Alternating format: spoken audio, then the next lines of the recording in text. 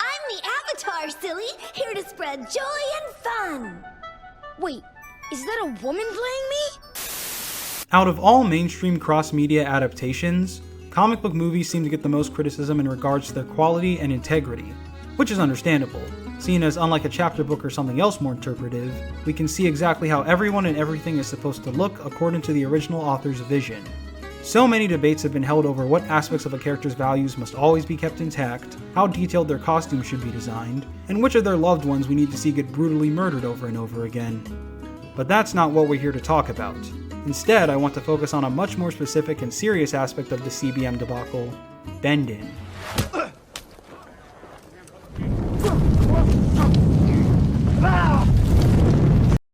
In case you aren't aware, Bendin refers to altering some facet of a character's conceptual makeup, usually their race or gender, when adapting them into a new or additional take on their story.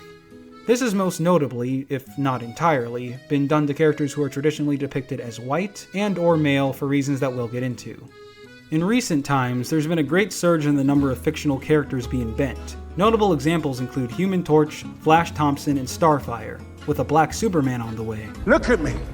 A black Superman! And if it's not a redesign for an established icon, then the alternative is them being replaced by a separate minority character in the same canon. Sam Wilson as Captain America, Jane Foster as Thor, Kate Bishop as Hawkeye, Riri Williams as Iron Man. You know what? Pretty much all the Avengers now that I think about it. And this certainly hasn't sat well with a majority of comic book fans. The common argument against this process is that classic characters are being unnecessarily altered by new writers in order to fit with their personal agenda. That agenda more often than not being the desire to promote underrepresented minority groups and or politically left-leaning policies. Because of this, the modern stories reportedly suffer and turn out bad, so having such an industry standard is wrong and needs to be stopped. You know the mantra, get woke, go broke.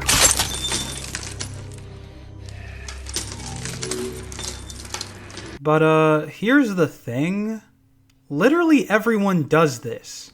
What? Every mainstream comic book author has an agenda that drives their work, whether it be political or not. The countless reboots that have come out since the conception of our favorite heroes nearly 100 years ago each possess the slightest difference in their writing, headed by a creator or creators wanting to bring their personal preferences to something that they like. And it honestly surprises me that none of the people complaining seem to talk about this. Frank Miller turned Batman into a hard-on crime, bitter old badass because he didn't like the cheesy Saturday morning meme version that no one took seriously. Sam Raimi brought a campy horror-style tone to his Spider-Man trilogy because he had a past with making campy horror flicks, regardless of whether or not they fit the character's style. James Gunn wrote Star-Lord as a fan of 80s music so that he had an excuse to put his favorite tunes in the Guardians movies. Zack Snyder both figuratively and literally made the Justice League darker simply because he thought it would look cool.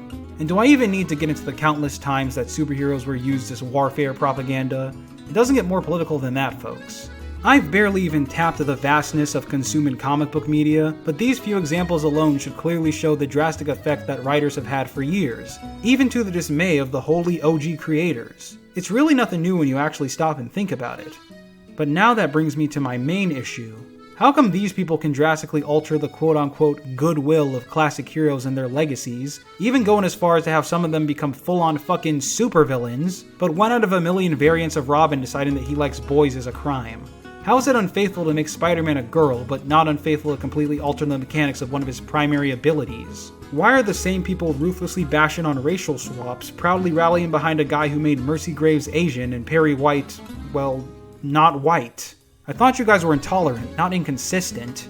All jokes aside, feel free to like whatever you want when it comes to these adaptations. I just find it kinda weird that people are more upset with 2 guys kissing than the world's greatest superhero murdering a child for talking back. Make of that what you will. And I'm not saying that modern progressive comics are masterpieces or anything, trust me. I've cringed just as much as the rest of y'all reading what Marvel and DC consider to be worth printing nowadays. But the problem with these stories is not that they're woke, it's that the people writing them are just terrible writers. Their stories would still suck ass if they were all about straight white men. Please do not conflate intentions with execution. But hey, I'm just a normie who's only read The Dark Knight Returns and a couple of offshoot Spider-Man issues. I don't know a thing about these comics or the various examples of Bendin within them, so let's hear from someone who actually does. The new Batman Superman Adventures will return in a moment on Kids WB. The The concept of gender and race bending in comics/movies/shows is something that's very complicated and comes up a lot in discussions online. I have seen people literally go feral because a character that they like was cast as a person of color or had their origins slightly changed to fit a new narrative. And a lot of the time it's the same people that get angry about this stuff. You know the ones. But the subject has always fascinated me because I truly do believe that there are certain times where it's appropriate to change a character in such a way, and there are other times when it's inappropriate.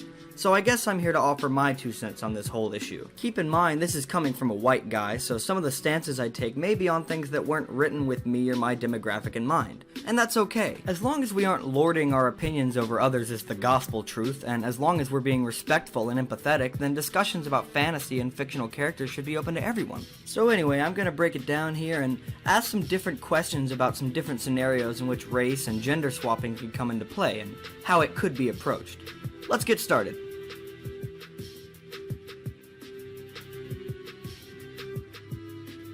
So, many times throughout the history of comic books, a character has died or retired their mantle or simply vanished from the story to make way for a new version or interpretation that has a different gender, ethnicity, or race. Some of the best examples that come to mind are Sam Wilson as Captain America, both in comics and live action, Kate Bishop as Hawkeye, Elektra as Daredevil, or Miles Morales as Spider-Man. Some more recent examples also include Ryan Wilder as Batwoman, Jace Fox as Batman, Jess Chambers as The Flash, or Laura Kinney as Wolverine. This is a very common thing, and it has oftentimes been utilized to great effect. Miles Morales is now a household name with several ongoing comic books, appearances in major teams such as the Champions and the Avengers, and a beloved video game with a sequel coming out in 2023. I would argue that the most common mistake that can be made with new interpretations is when the newer version of a character directly contradicts the themes of the original. Let's try an example of this. At the end of Marvel's Spider-Man from 2018, Peter Parker makes the decision to sacrifice his aunt's life in order to save the city. To counter that, if in Miles' spin-off game he had decided to save his friend and let the city burn, and the writers treated this as a valid choice, it would directly contradict the themes of a Spider-Man story. And a new interpretation can be different from the old one, but only so long as the writing is consistent with this choice. Even if a character's identity or moral code change, the overall meta-narrative rulebook must remain constant. You wouldn't want a character like Frank Castle to take up the role of Captain America, but someone like Sam Wilson embodies the ideals and overall narrative of the character.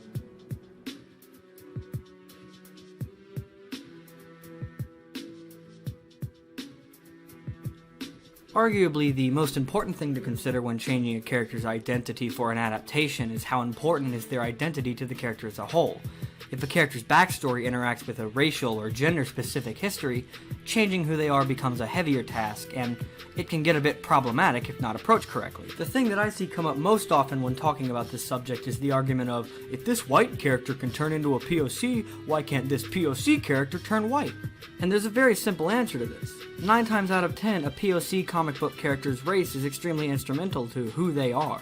Black Panther, Luke Cage, Black Lightning, Static Shock, Storm, Shang-Chi, Miss Marvel, the Falcon, and many more are all characters where the color of their skin plays a direct role in their backstory and the themes. So no, you can't have a White Panther.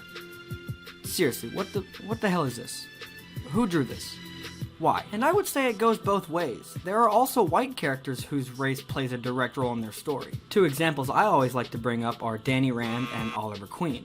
Both Danny and Oliver's backstories are explicitly tied to their narrative arcs. Oliver is born into privilege, and after going through traumatic experiences pledges to fight for equality and social justice using said privileges. Danny Rand was also born extremely wealthy, and the contrast of his pairing with Luke Cage helps outline the vast differences between their upbringings. Therefore, in my opinion, casting a person of color in these roles, however good the intentions are, has the potential to clash thematically. However, if they were going to cast Green Arrow as someone who wasn't a white guy, Dev Patel is the only viable option. But anyway, characters such as Captain America, Green Lantern, Daredevil, Wonder Woman, or Spider-Man could all be easily played very well by people of color, and their backstory would change minimally at worst.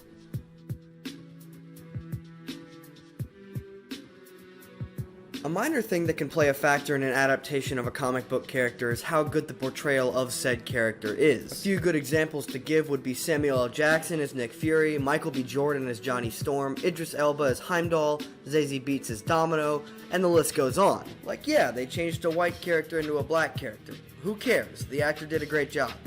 Of course, this is all provided that the casting doesn't clash with the last two questions.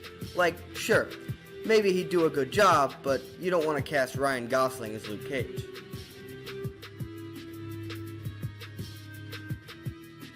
This question is more of a joke, but I just wanted to take a moment to address something stupid that I see online all the time. This image. This image right here. This image is fucking stupid. If you have ever posted this image unironically or tried to act as if Hollywood has some sort of secret agenda towards redheads, you are hereby uninvited to my birthday party. Hollywood does not care what color their hair is. If an actor goes in to read for a role and they're good at it, they'll probably get the part. If anything, it's just a coincidence that this happens a lot. But also, whenever I see this image, I can't help but notice that all of these characters are black. There isn't a single white character on here. And don't try to say they haven't changed a white ginger's hair color before, because Charlie Cox's Daredevil is one of the greatest live-action comic book portrayals ever. Colton Haynes also played Roy Harper. Hartley Sawyer played Ralph Dibny. Finn Wittrock, who's playing Guy Gardner, has black hair. Y'all never bring them up when you're trying to push this stupid narrative that Hollywood is secretly erasing all ginger comic book characters. I mean, do you realize how fucking stupid that sounds? Have you ever actually said it out loud and thought about how stupid that sounds? Maybe it's time for you to admit the real problem that you have is with black people getting roles in comic book media. Anyway, rant over. I hope you enjoyed my segment, and now I'm gonna turn this back over to my good buddy Alkatabra. Now back to the new Batman Superman adventures on Kids WB. So what's the issue here? Is it simply because you don't align with leftist political views? Do you think that certain types of people just don't deserve equal rights? Because ignoring how weird it is to suggest that a character's looks or sexual preferences inherently dictate whether or not they're well written, especially if you haven't actually experienced the story yet, there's such a thing as just being respectful. It's okay for people to be different and enjoy different things. That goes for life in general, but especially entertainment. I don't like watching Wonder Woman slaughter a bunch of terrorists in front of children, but I can at the very least tolerate those who do. Fucking edgelord Snyder stands. Again, this is not a defense of the progressive stories themselves, but their right to exist. They can make Superman a transgender furry in his next comic book, and I honestly wouldn't care as long as the writing is good. It's no different than having him grow up in Soviet Russia or turn into a magic sun god. If those versions can work without tampering your enjoyment of the mainline characters, then so can the woke ones. It's not that big of a deal. And if it's just because you don't like seeing political stuff in media, then I can kinda see where you're coming from. I for one always enjoy a story with something to say, even if it doesn't say it well. Not every comic book adventure has to be mindless action junk. Perhaps you could make a case about balance in between the amount of escapist and commentative art produced in the modern market, but that's a topic for another time. And for those who still hate diversity swapping even after hearing all the arguments provided, I will gladly stand with you in opposition to this, as long as you're also willing to stand in opposition to this. Now that's a bench line. And this.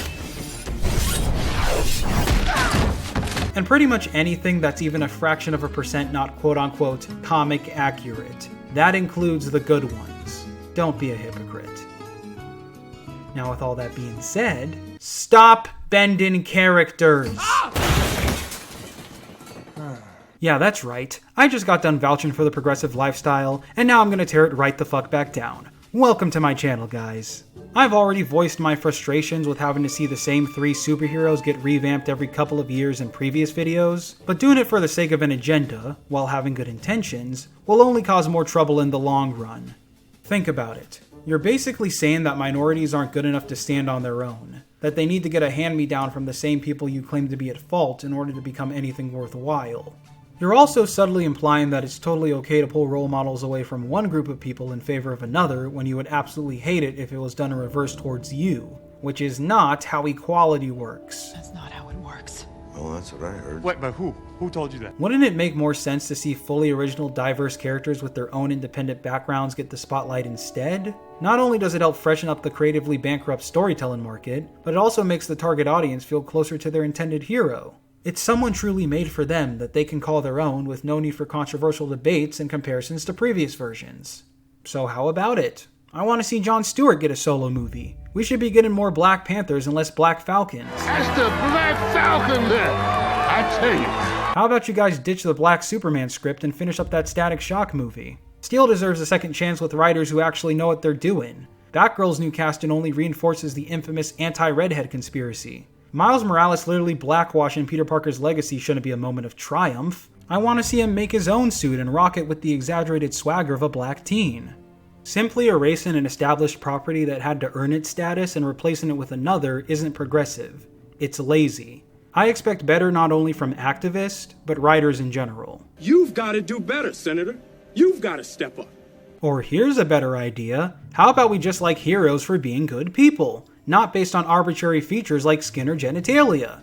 I don't look a thing like Iron Man, but that hasn't stopped me from enjoying his decade-spanning story arc. I was happily dressing up as Spidey for Halloween long before any of these skin swaps came along. Maybe it's just me, but I've never felt the need to have an idol that looks or acts exactly like I do to understand what's right from wrong. That mindset is at best selfish and at worst pathetic. But at the same time, I can understand wanting more unique faces out there so that it doesn't inherently feel unfairly skewed towards one specific demographic. It's easy to dismiss the plea of others if you're already at the top. So it ultimately comes back to my point about making more original heroes in order to please all camps. We can't pick and choose what is or isn't an acceptable variation, though. Keep that in mind. If modern writers really prefer working off of pre-established material for their stories, while I'd personally advise against it, I can't exactly fault them for following the decade's worth of example. And, yeah, that's all I have to say. I ain't letting Cable get to him, even if I have to teabag him to death. But it's really just a sip of tea at this point. Zip it, Black Widow. I'm flowing.